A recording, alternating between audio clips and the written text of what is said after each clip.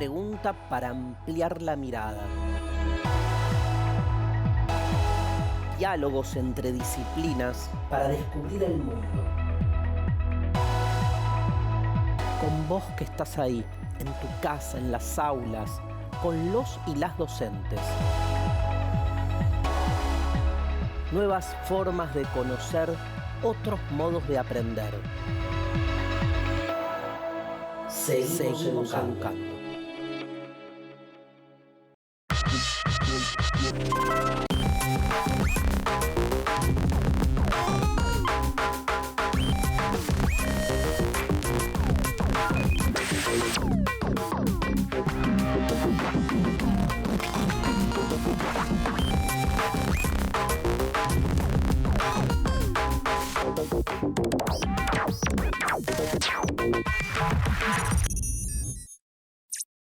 Hoy, con Lucas, profesor de Lengua y Literatura, y Juli, profesora de FEC, nos preguntamos si leer el futuro es pensar el presente.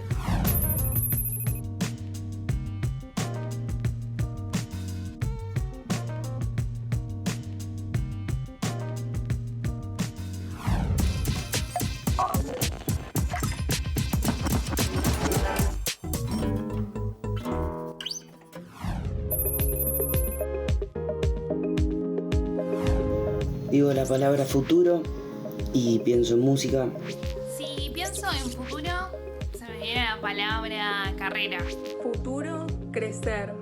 Metas.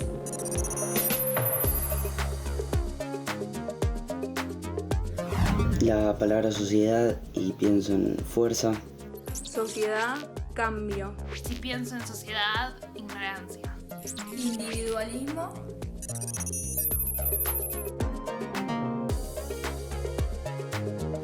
La palabra estado y pienso en cambio.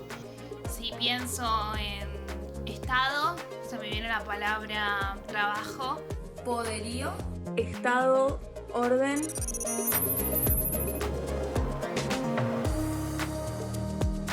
Y la palabra tecnología y pienso futuro. Innovación. Si pienso en tecnología, se me viene la palabra escuela. Tecnología, desarrollo.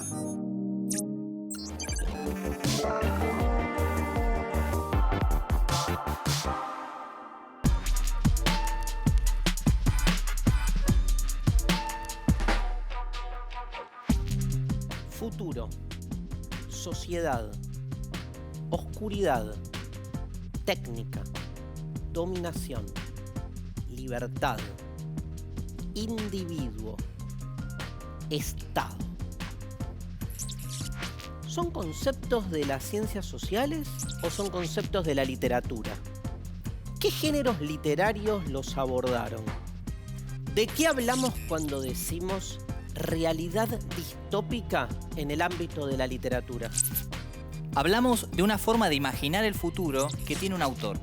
Nos proponemos analizar los rasgos particulares de un género, algunos de sus autores y algunas obras emblemáticas en su forma literaria y en sus formatos audiovisuales.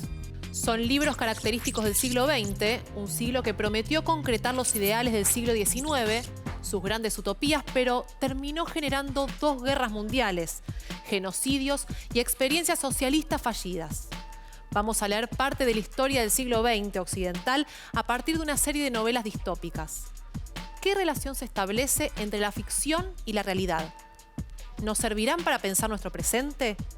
¿Quién representa hoy esa amenaza de un poder que todo lo controla? ¿El mercado? ¿Las redes sociales? ¿Los grandes grupos económicos? ¿Un algoritmo? ¿Qué pasa con el poder en estos futuros distópicos que nos propone la literatura?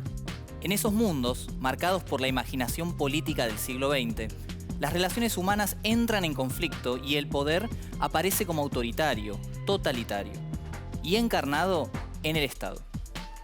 Es una mirada que nos permite profundizar el concepto de poder. ¿Qué pasó con ese poder en el siglo XX? ¿Cómo se ejerció? ¿A través de qué proyectos? Me gustaría empezar por algunas definiciones que vamos a necesitar, si les parece. Por ejemplo, ¿quién me puede definir qué es la distopía? Las novelas distópicas ocuparon un lugar central en la producción de ficción. a partir de la segunda mitad del siglo XX. Sin embargo, el género comenzó a desarrollarse mucho antes. En varias de estas obras podemos ver que los autores se imaginaron, en cada caso, un tipo de sociedad en particular, con reglas y mecanismos de poder muy particulares. Claro, por eso la pregunta que tratamos de responder hoy es bien concreta. ¿Podemos leer algunos rasgos del presente a la luz de esos futuros imaginados por estas novelas? Es decir, ¿identificamos en nosotros algo de estas distopías?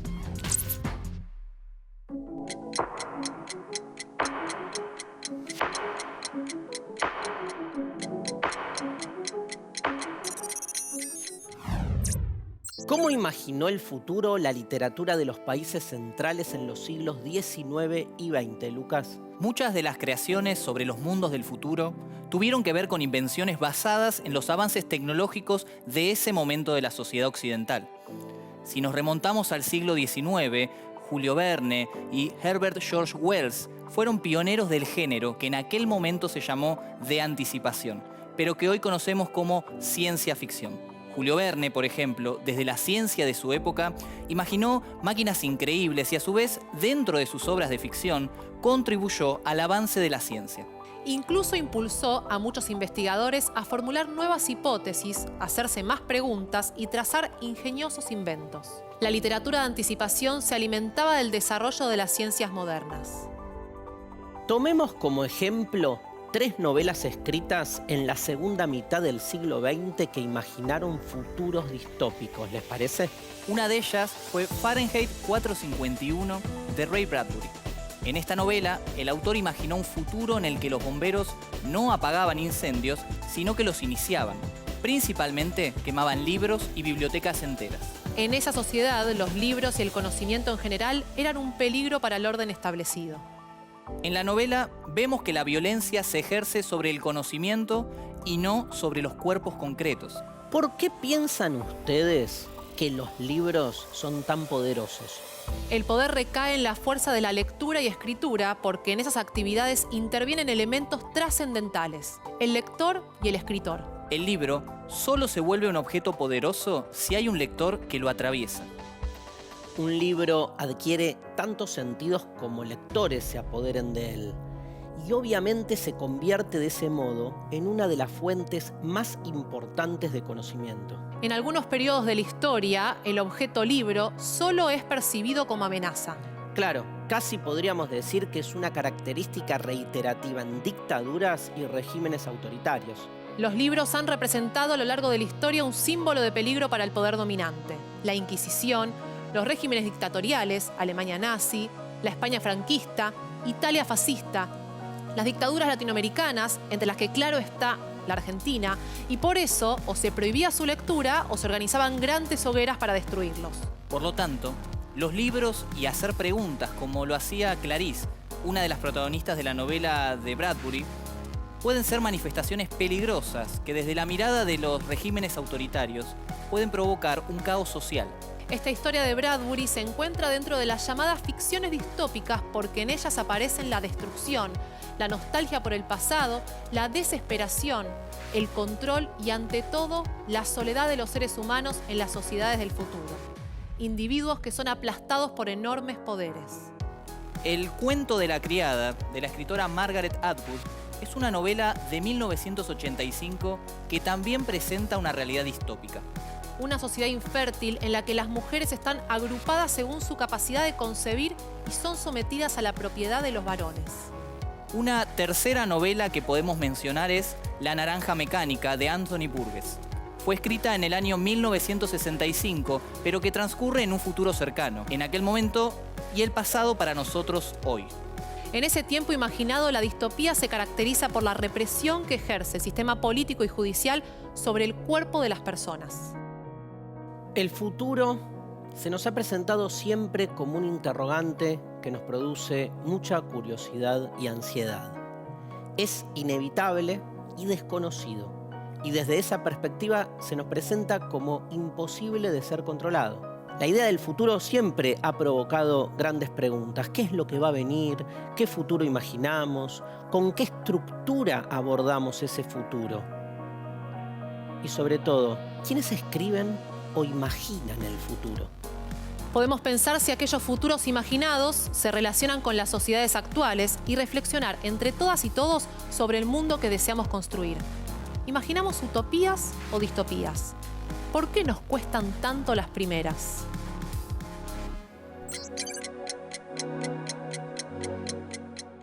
El término biopolítica es un concepto utilizado por Michel Foucault para identificar una forma de ejercer el poder no ya solamente sobre los territorios, como hicieron los primeros estados modernos, sino sobre la vida misma de los individuos y de las poblaciones.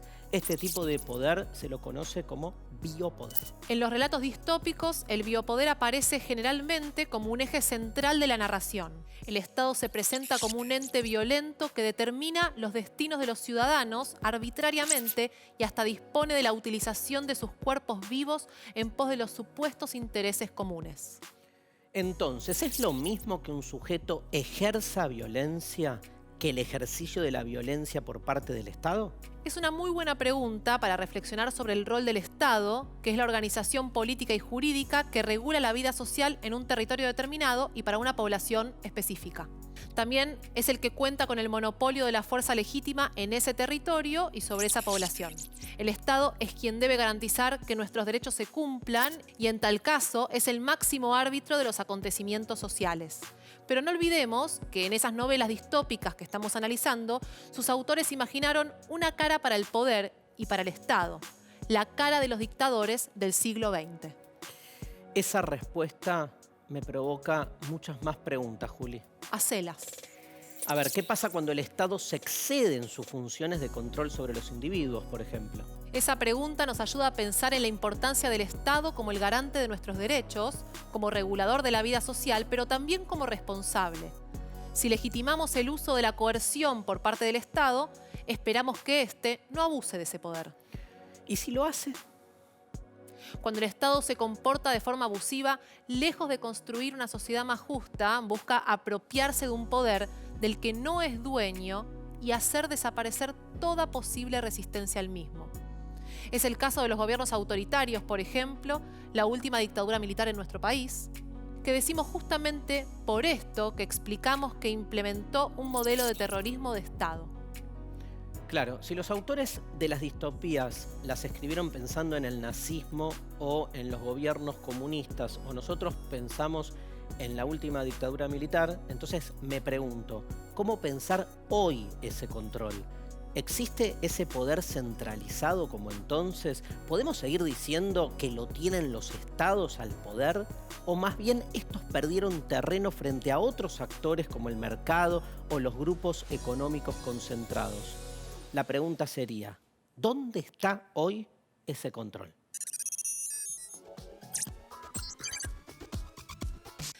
Desde la formación ética y ciudadana y construcción de la ciudadanía, es interesante pensar que todo futuro es un relato. Un relato construido desde el lenguaje. Un relato hipotético.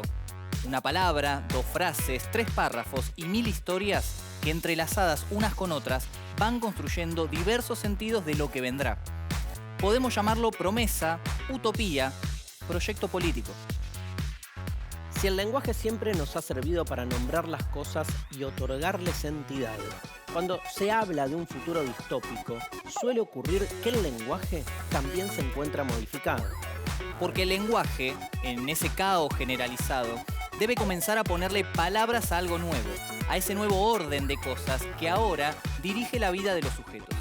Así, sucede en La Naranja Mecánica, novela distópica llevada al cine, en la que sus protagonistas inventan un lenguaje propio que no comparten con el resto de la sociedad.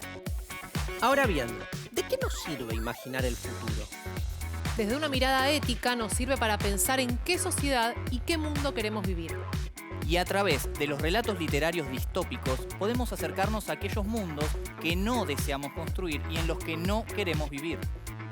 Montag es el protagonista de la novela Fahrenheit 451, escrita por Ray Bradbury en 1953 y llevada al cine en 1966.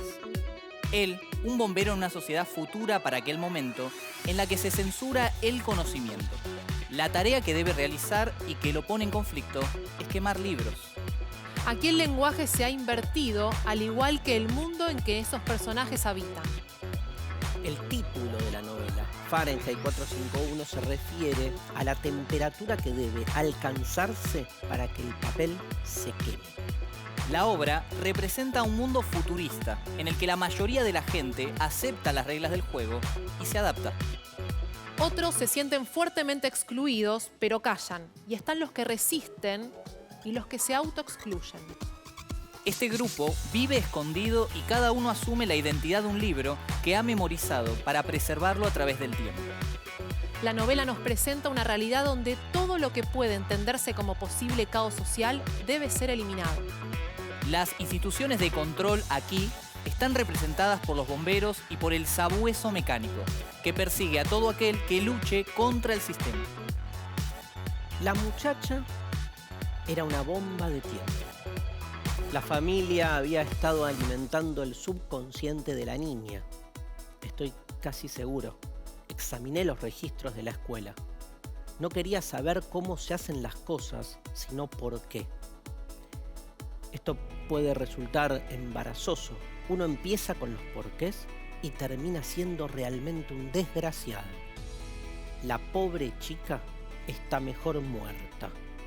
Página 67 de Fahrenheit 451. En esta novela hay una pregunta que está siempre latente. ¿Por qué algunos obedecen y otros no? ¿Por qué algunos se someten y otros se rebelan? Y esa sí es una pregunta que la literatura nos ofrece para pensar nuestro presente. O sea, ¿por qué cumplimos con esas reglas? Por distintos motivos: costumbre, miedo al castigo, por necesidad o conveniencia, respeto y confianza en quien imparte la orden, porque así lo dice la ley, entre otros motivos. Lo que la sociedad espera de nosotras y de nosotros tiene un peso fuerte a la hora de desarrollar nuestras identidades y establecer vínculos. Las normas jurídicas, sociales y morales no son producto de la naturaleza, sino construcciones sociales que fueron cambiando a lo largo de la historia. Por ejemplo, sería imposible imaginar hoy un país en el que solo voten los hombres. Sin embargo, en un relato distópico, esto sería posible. Por ejemplo, en El cuento de la criada, la novela escrita por Margaret Atwood en 1985 y convertida en serie audiovisual en el año 2017. La historia transcurre en la República de Gilead, donde impera una dictadura puritana de inspiración bíblica. La protagonista, Defred, como todas las mujeres, ha perdido todos sus derechos y su misión en la sociedad se reduce a procrear los hijos de su comandante. Vive en la casa del comandante Fred Waterford y su esposa Serena Joy. Las mujeres se dividen en 4 grupos, según el rol que tienen dentro de la sociedad. La marca el color de su vestimenta. Las criadas, como Defred, van vestidas de rojo y son mujeres fértiles. De ellas depende el futuro de la raza humana. Una vez seleccionadas, las criadas pierden su identidad y son renombradas como pertenecientes al comandante al que fueron asignadas para procrear. Así es como la protagonista pasa a llamarse Defred, porque pertenece al comandante llamado Fred. Son adoctrinadas por las tías que visten de marrón. Dirigen y vigilan estrictamente a las criadas para que cumplan las normas y las castiguen cruelmente si no lo hacen. Las esposas visten de azul. Son las mujeres de alta cuna que están casadas con los comandantes. Son estériles y necesitan de las criadas para asegurar su propia descendencia. Las martas, de color verde pálido, son mujeres adultas y no pueden tener hijos. Están destinadas a los quehaceres domésticos para las familias de los comandantes. Este relato distópico pone el foco en las mujeres, en la ausencia de sus derechos, particularmente sobre sus cuerpos, como es el caso de las criadas. El personaje y la novela se volvieron emblemáticos a propósito de las luchas por los derechos de las mujeres, sobre todo en lo relacionado al control sobre el cuerpo, en el debate y las problemáticas sobre la interrupción legal del embarazo. En cuanto a relato distópico, La naranja mecánica, no, La selección de Holanda no, la novela de Anthony Burgess. Bien, gracias. decía que esta novela, publicada en 1962, también fue llevada al cine en 1971, en este caso por el director británico Stanley Kubrick. Se trata de uno de los relatos distópicos más emblemáticos del siglo XX. Cuenta las vivencias de un grupo de jóvenes delincuentes, muy violentos, que tienen como líder de su pandilla al protagonista de la novela de nombre Alex. En esa sociedad, este grupo de jóvenes construye su micromundo que se rige por sus reglas propias, su propio lenguaje, se visten de manera muy particular, escuchan música clásica y consumen una leche de alto contenido sintético para que los prepare para salir violentamente a la calle. Ellos necesitan ponerle un nombre a las cosas que sea distinto del resto. Esa leche que consumen, por ejemplo, ellos la denominan Moloko Velocet. Alex, el líder, finalmente es apresado por uno de sus crímenes y para modificar su conducta le aplican el llamado método Ludovico, que consiste en inyectarle una droga que produce vómitos frente a determinados estímulos. El estímulo son imágenes de mucha violencia que el protagonista es obligado a ver por varios días seguidos. Esta novela muestra cómo el Estado ejerce su poder sobre los cuerpos utilizando mecanismos de control social. Hace visibles prácticas de alteración en la conducta a través de lo que se llama la biopolítica. Todos sabemos que no cumplir con las normas tiene sus diversas consecuencias, pero ¿siempre es ilegítimo desobedecer? ¿Cuándo la desobediencia se vuelve resistencia? ¿Cuando está en juego la libertad individual? ¿Cuando está en juego el bien común? ¿O ambos? Las normas sociales, morales y jurídicas fueron y son construidas para regular la vida social y para preservar las libertades, deseos e identidades individuales y colectivas. Construyen un espacio común, un espacio consensuado. Y desde este punto de vista, es claro que nuestros protagonistas van a representar la desobediencia. Resisten a unas reglas de juego que consideran que no preservan las libertades individuales, ni construyen espacios comunes, sino todo lo contrario. Están manifestando su oposición a proyectos políticos que en el siglo XIX se transformaron en otra cosa. Montag, el protagonista de Fahrenheit, atraviesa situaciones límites que le hacen comprender que es parte de un sistema de dominación, pero al cual él no quiere pertenecer. Anoche pensé en todo el querosén que usé en los últimos 10 años y pensé en los libros. Y por primera vez comprendí que detrás de cada libro hay un hombre que tuvo que pensarlo. Y a algún hombre le costó quizás una vida entera expresar sus pensamientos. Y de pronto llego yo y ¡boom! Y en 2 minutos todo ha terminado. El cine argentino no fue ajeno a este tipo de imaginación. Hay muchas películas que cuentan historias distópicas. Por ejemplo, Hombre mirando al sudeste, de Eliseo Subiela, Adiós, querida luna, de Fernando Spinner, La sonámbula, Recuerdos del futuro, de Fernando Spinner también, La guerra del cerdo, de Leopoldo Torre Nilsson, Fase 7, de Nicolás Goldbart, Moebius, de Gustavo Mosquera, Devoto, de Martín Basterretche, Tóxico, de Ariel Martínez Herrera, Luz distante, de Santiago Reale. Y La antena, de Esteban Sapir, una reflexión sobre el rol de los medios de comunicación. Construye una ciudad que se quedó sin voz y que vive en un invierno que parece eterno. Un hombre domina la escena, el señor TV. Es el dueño absoluto de las imágenes que circulan y se pueden ver. Ese control tiene por finalidad, obviamente, dominar a la población. Para lograrlo, ha financiado la creación de una peligrosa máquina que transmite hipnóticas imágenes por la pantalla del televisor para inducir al consumo compulsivo de los productos con su sello.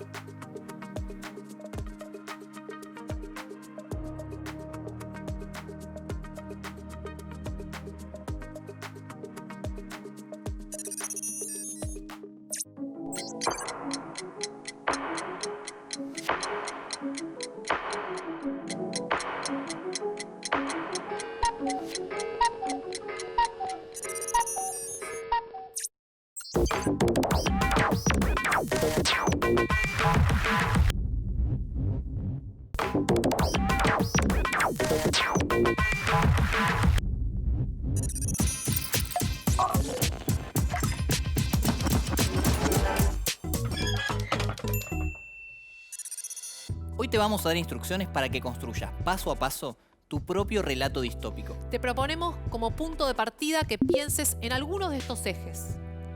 Una sociedad donde las máquinas han reemplazado el trabajo humano. Hay un ejército de varones y mujeres desocupados.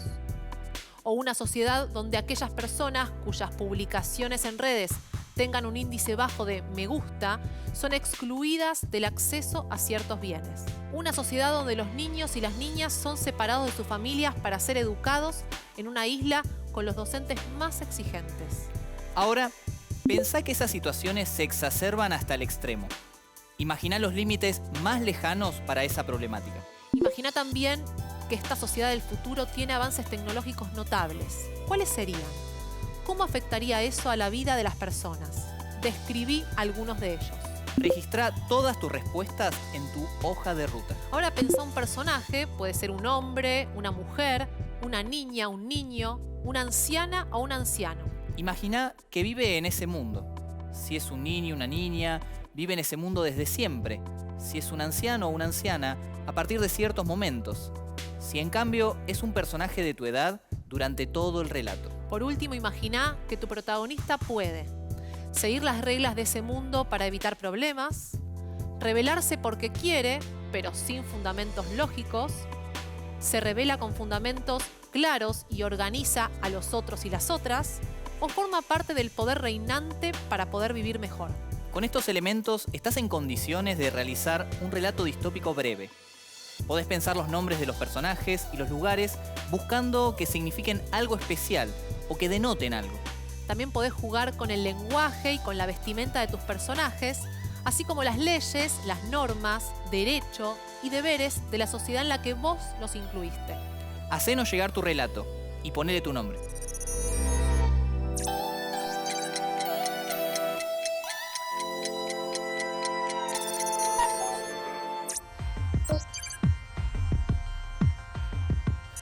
En Fahrenheit 451 y en El cuento de la criada aparece fuertemente la cuestión del poder coercitivo. La presión ejercida sobre una persona o sobre un grupo para forzar su voluntad. El poder no es una cosa que alguien tiene. Nadie es dueño del poder. El poder es dinámico y siempre funciona en una relación. Para que exista una relación de poder, debe haber alguien que legitime y obedezca a las órdenes dadas. ¿Quiere decir entonces, escuchando a Juli, que si no hay obediencia o legitimidad, la relación de poder se debilita? Claro, y obedecer no implica necesariamente sumisión. Cumplimos con las normas porque consideramos que ese es el modo de cuidarnos entre todas y todos. De ahí la importancia de entender que las reglas del juego de una sociedad, las normas, no siempre nos cuidan a nosotros en particular, sino a un nosotros mucho más grande, la sociedad en su conjunto. Entonces, si la relación de poder es una relación social, siempre existe la posibilidad de resistir a las normas o reglas que nos resulten injustas. Siempre y cuando esta resistencia tenga el propósito de construir una sociedad más justa e inclusiva. Es decir, que esté abordada desde una mirada colectiva, desde un para todos y todas. Y así, modificar la forma de ejercer el poder si esta forma nos resulta abusiva. Las resistencias son todas aquellas prácticas que se realizan para poner límites, invertir y transformar las relaciones de poder existentes.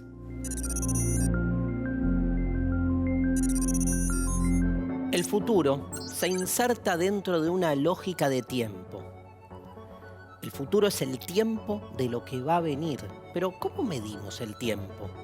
¿El tiempo es un transcurrir o son momentos, hechos aislados? Solemos pensar en el tiempo como un pasado, un presente y un futuro. Lo medimos en años, en horas, minutos y segundos. Lo usamos para organizar lo que vivimos como sujetos. Lo llamamos también infancia, adolescencia y adultez. También nos sirve para pensar en algo más colectivo. Las sociedades tienen su historia, su presente y su porvenir.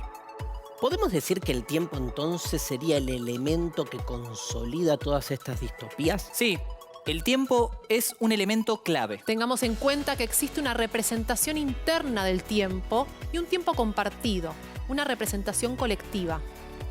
Claro, en la historia de las sociedades, la medición del tiempo se volvió siempre un eje fundamental.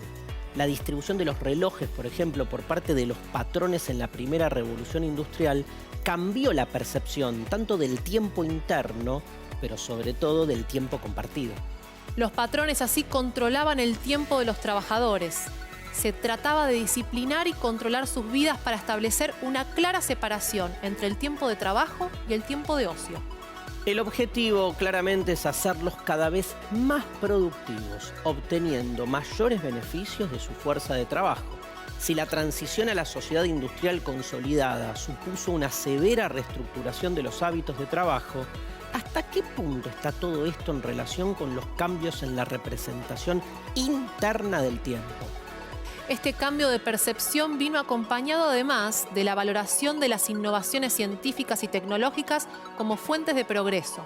Y en este sentido, podemos decir que las innovaciones científicas y tecnológicas son otros dos ingredientes claves en la construcción de relatos distópicos, además del tiempo. El futuro llegó hace rato. Todo un palo ya lo ve. Veámoslo un poco con tus ojos. El futuro ya llegó. Verdadero. Falso. Verdadero. Falso.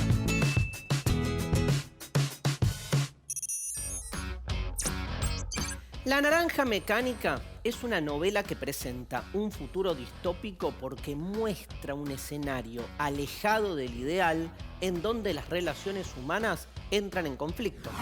Verdadero. Sí, totalmente.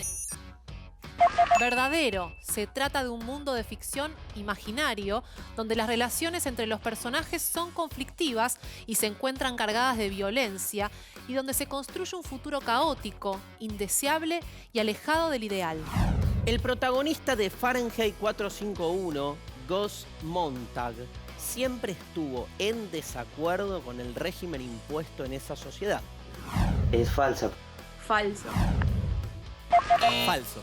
El protagonista tuvo que atravesar ciertas situaciones particulares que lo llevaron a comprender que no quería seguir viviendo de ese modo. La pérdida del nombre en el cuento de la criada implica la pérdida de la identidad. Sí, totalmente. Verdadera. Eso es verdadero. A la protagonista se la despoja del nombre como herramienta de control para olvidar su pasado y se la adjudica otro que la une a su nueva condición. Los jóvenes de Fahrenheit 451 llevan a cabo un sistemático plan de venganza con todos los que fueron violentos con ellos. Verdadero. Es falsa. Falso. La maldad que ellos expresan no se explica, aparece sin fundamento. En Fahrenheit, como en el cuento de la criada, hay al menos 3 tipos de personajes. Los que se adaptan, los que se rebelan, los que controlan y evitan el caos. Es verdadera. Verdadero. Verdadero. Como dijimos, Montag, su esposa Clarice y Betty representan respectivamente estos casos en Fahrenheit 451. Algunas esposas, algunas criadas y el comandante representan respectivamente ese rol en el cuento de la criada. En las 3 ficciones, a ver Juli, la vestimenta impuesta representa una división de clases sociales. Verdadero. Es falsa. Eso es falso. Solo ocurre en el cuento de la criada, donde esto es tan fuerte que se acude a colores bien distintivos. La opresión sobre el lenguaje lleva a que el grupo de adolescentes de La Naranja Mecánica se vea obligado a adoptar otra lengua. ¿Es verdad o no es verdad? Falso. Verdadera. Es falso. Los jóvenes deciden tener un lenguaje propio como una marca de distinción. Nadie es dueño del poder. El poder se ejerce, no se posee. Para ejercer el poder primero hay que poseer. Verdadero. Verdadero. Según el filósofo francés Michel Foucault, el poder es dinámico y se establece siempre en una relación. Es imposible que éste desaparezca, pero sí se puede modificar las formas de su ejercicio. El poder es siempre violento. Es falsa. En mi opinión, esta afirmación es verdadera. Falso. Las relaciones de poder pueden establecerse por consenso, es decir, a través de acuerdos colectivos consensuados y legitimados por todas las partes. Pero no olvidemos que las novelas que analizamos están pensando en un siglo XX marcado por dictaduras, genocidios y guerras.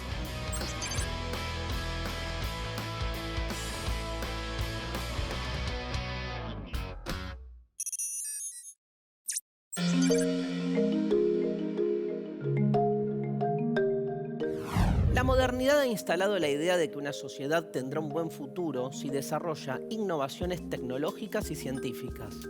Formaron parte de la imaginación política de la modernidad.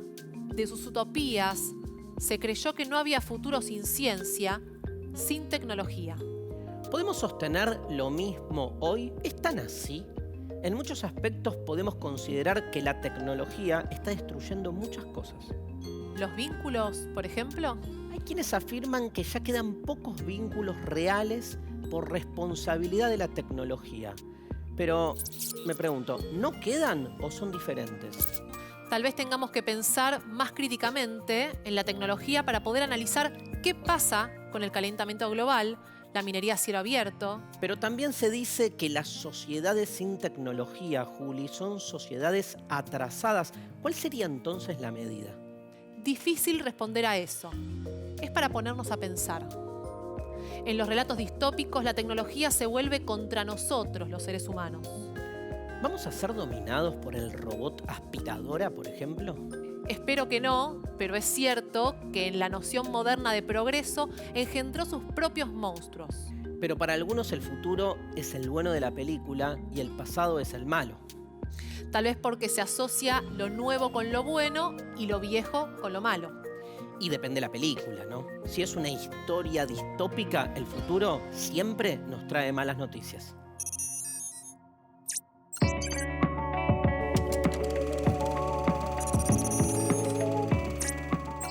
Che, Lucas, ¿la ciencia ficción siempre muestra realidades distópicas? No, no siempre. Por eso es interesante pensar en las diferencias entre el relato distópico y el de ciencia ficción. ¿Y por qué se le dice ciencia ficción? En realidad, cuando la ciencia ficción aborda un tema asociado a la ciencia, utiliza datos de la ciencia y a la vez la crea. Claro, ¿ficciones o inventos? ¿De qué hablamos? Depende. Si el escritor solo utiliza las ideas que la ciencia ya ha podido comprobar y a partir de eso crea su mundo, puede que le pase lo mismo que a Verne.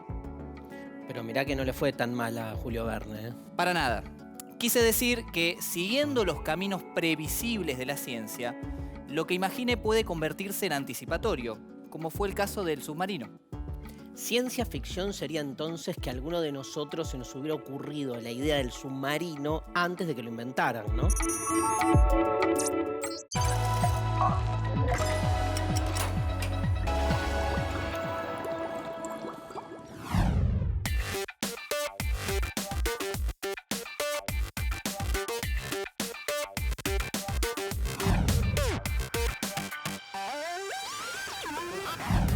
Bueno, la pienso como una gran fuente de obras muy valiosas que a mí me interesa leer y recomendar. Por ejemplo, puedo recomendar 3 distopías, ya que estamos hablando del tema de las distopías. Esta obra Quema es de una escritora española, Ariadna Castarlenau. Creo que se alimentan mutuamente y creo que la literatura nunca va a desaparecer porque siempre estuvo amenazada con la radio, con la televisión, ahora aparece amenazada con las series, pero siempre va a seguir su curso, en mi opinión. A veces la literatura se adelanta a la ciencia, ¿sí? Y por ejemplo, en esta obra 1984 de Orwell, que es otra distopía, que acá el ojito se mueve, de lo que él habló y se adelantó es con todo el tema del sistema de vigilancia. Y también habla del Gran Hermano, o sea, el Gran Hermano, que es ese reality que seguramente muchos de ustedes vieron, sale de esta novela, ¿sí? De estar permanentemente vigilado. Las primeras ediciones de las obras que hoy se consideran clásicos se publicaban en revistas populares o en ediciones pulp, que significa que estaban hechas con un papel más barato, porque la idea era que llegaran a un público más masivo, ¿no? Más popular, y se consideraba literatura de entretenimiento, pero hoy esos autores ya están dentro de lo que es el canon de la literatura. Por ejemplo, Ray Bradbury, por ejemplo, Isaac Asimov, por ejemplo, Ursula Le Guin, y además la ciencia ficción, tanto como el terror, siguen trabajando con cuestiones que nos conciernen a todos. Entonces siempre las obras de ciencia ficción o de terror que parecen de entretenimiento están hablando de otra cosa. Entonces siempre tenemos que ver un poco más allá del argumento cuando leemos este tipo de obras. Bueno, a la hora de escribir Cadáver Exquisito, sí investigué sobre nuevos inventos. Por ejemplo, y lo puse en esta novela, hay un paraguas hecho a propulsión, un paraguas hecho con aire, digamos, que se inventó en Japón y que aparentemente ya se está vendiendo, que no fuese un futuro muy lejano, sino que el lector lo sintiera de esa manera, como que podría ocurrir mañana.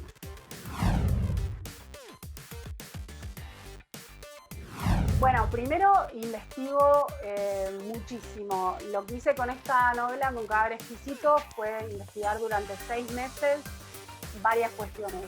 Y también creo que el verosímil se crea con una enorme corrección.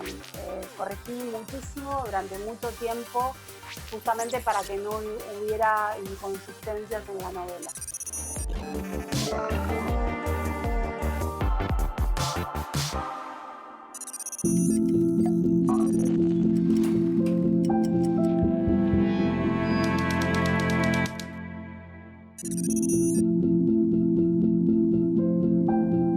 Es una gran pregunta, la pregunta acerca de cómo es el futuro.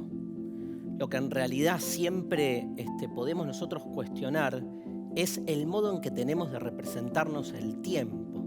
Solemos pensar al futuro de distintos modos, pero cada vez más nos vamos dando cuenta que nuestra forma de pensar el futuro es una proyección de nuestro presente. Vieron que cada vez que pensamos al futuro, no estamos pudiendo, por obvias razones, pensar en aquello que todavía no ha acaecido.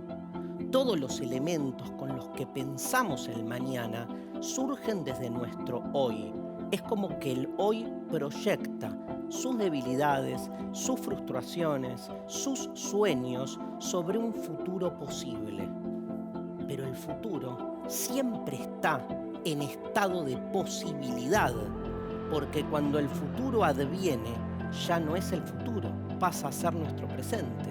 Es imposible que tengamos una experiencia real del futuro. Nuestra experiencia es siempre la del presente, proyectando el futuro. Por eso, como estuvimos viendo en el programa de hoy, siempre que vemos las distopías desde las cuales la literatura y el cine anticipan ese futuro, lo que estamos viendo críticamente son los problemas acuciantes de nuestras realidades sociales contemporáneas. Pero ¿saben qué? Sin embargo, el futuro llega, porque no podemos dominar al tiempo.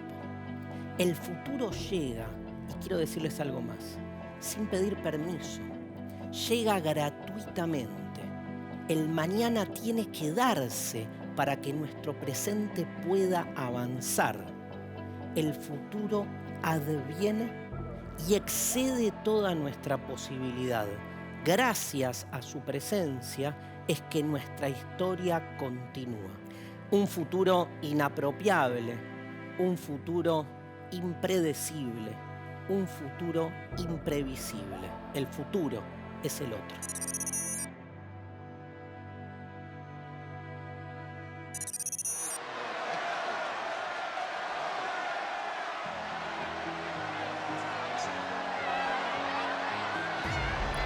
Junto con los textos de Bradbury, otras dos novelas son ejemplos de representaciones pesimistas del futuro social. Un mundo feliz, escrita en 1932 de Aldous Huxley, y también la novela 1984 de George Orwell, escrita en 1948. En ambas novelas se describen sociedades futuras en las que los sujetos son profundamente controlados por avances tecnológicos y gobiernos que concentran el poder. Retratan sociedades sin libertad, con protagonistas que advierten la necesidad de escapar del control absoluto. En Un mundo feliz, por ejemplo, se anticipa el desarrollo de la tecnología reproductiva y el manejo a partir de los medicamentos de las emociones de los seres humanos.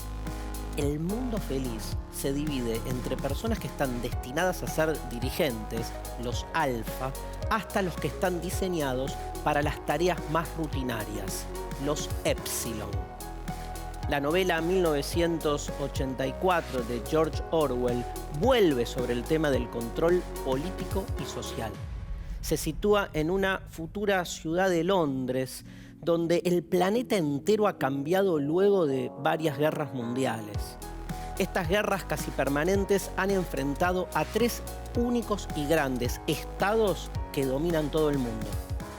Denuncia de esta manera la utilización política de las guerras como un instrumento para imponer la regimentación social y las desigualdades sociales. Las guerras, ¿son la regla o la excepción en el mundo? En el Londres de la novela 1984, la sociedad vive en un control absoluto que sostiene un régimen político de vigilancia donde una mayoría vive en la miseria y solo unos pocos tienen privilegios. Existe un partido único que controla todo. Todos los que trabajan en el Estado tienen dentro de sus casas al gran hermano, que se introduce en los hogares a través de un ojo que lo mira todo, una pantalla que transmite la única información disponible y a su vez observa y escucha todo. Sí, es tremendo, ¿no? Esta novela, saben ustedes, le dio nombre al famoso programa de televisión en que los espectadores somos el ojo que está vigilando a los habitantes de la casa. El protagonista de la novela trabaja en el Ministerio de la Verdad, que se encarga de falsear la verdad. Su trabajo consiste en editar los diarios antiguos, adaptándolos a las noticias más convenientes para el gobierno y alterando los verdaderos hechos de la historia. Hoy podemos preguntarnos, ¿cuánto de la sociedad de vigilancia se puede ver hoy en la realidad? La proliferación de cámaras y dispositivos de vigilancia en la actualidad ¿confirman este mundo distópico de la novela? ¿Cuántos gobiernos han recurrido a las llamadas fake news para generar miedo, destruir a un rival político, ganar votos? ¿Quién controla? ¿El Estado, los mercados, las redes, el capital financiero? ¿Y qué diferencias hay entre esas formas de control? Black Mirror, lanzada en el año 2011, en cada capítulo de esta serie se plantea una historia o un relato que interroga en primer plano usos vinculados a la tecnología. Usos que, claro está, pueden ser percibidos en la escena contemporánea, en la vida diaria. Su título alude a las pantallas, que funcionarían como un espejo de esas situaciones que intenta criticar o al menos invitarnos a reflexionar. Totalmente. La serie británica Years and Years, estrenada poco antes de que Boris Johnson llegara al poder, describe un terreno político dominado por individuos que no parecen respetar para nada las reglas del juego democrático. Muchas producciones audiovisuales actuales se acercan a un futuro que parece cada vez más cercano al presente. El presente nos mantiene en estado de alerta permanente, con la sensación física de que algo importante va a ocurrir en cualquier momento. Las distopías del siglo XX nacían de la percepción de un riesgo real. Las de hoy surgen de la incertidumbre sobre lo que va a ocurrir en el corto plazo.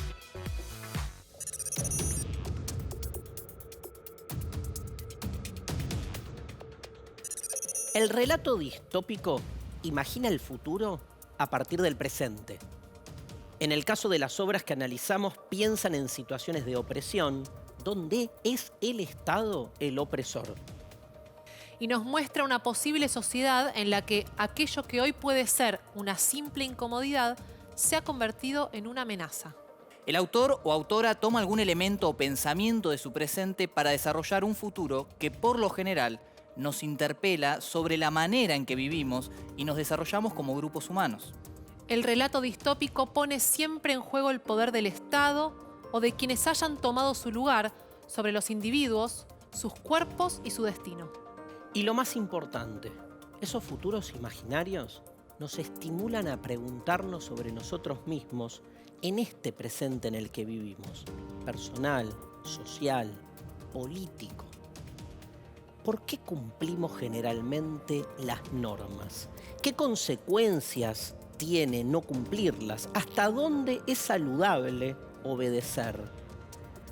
¿Cuándo hay que empezar a resistir? ¿Toda rebelión es buena o mala en sí misma? ¿El conocimiento y la tecnología son una amenaza?